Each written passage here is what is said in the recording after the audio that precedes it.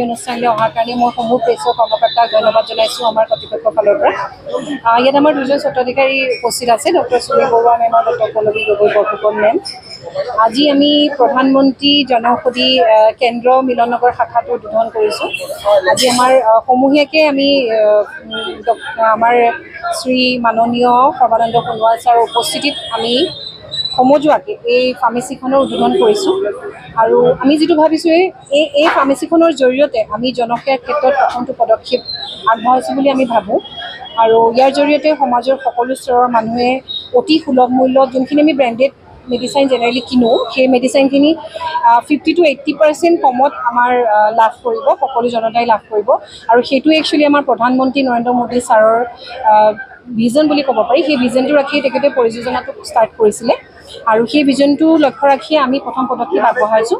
আৰু ইয়াৰ পৰা সকলোৱে মেডিচিন ক্ৰয় কৰিব পাৰিব আৰু যিমানটো সুলভ মূল্যত তেওঁলোকে বেলেগ ষ্ট'ৰত নাপায়, সিমানটো সুলভ মূল্যত আপোনাৰ প্ৰধানমন্ত্ৰী জনঔষধি কেন্দ্ৰৰ পৰা মেডিচিনখিনি ক্ৰয় কৰিব পাৰিব। হয়, জেনেৰিক মেডিচিনখিনি জেনেৰেলি পোৱা যায়। আপুনি ধৰক নৰ্মেল আমাৰ যোনখিনি জেনেৰিক দৰৱত পৰে, আপোনাৰ চুগাৰৰ প্ৰেছাৰৰ দৰৱ হওক, আপোনাৰ গেছৰ হওক, এনেকুৱা ধৰণৰ যোনখিনি আমাৰ গতানুগতিক জীৱনত আমাক যোনখিনি প্ৰয়োজন হৈ থকা দৰৱ হয় সেইখিনি পায়। আৰু চাৰ্জিকেল আইটেমখিনিও যিমানখিনি আমি বাহিৰত পাওঁ তাতকৈ সুলভ মূল্যত ইয়াত পাব।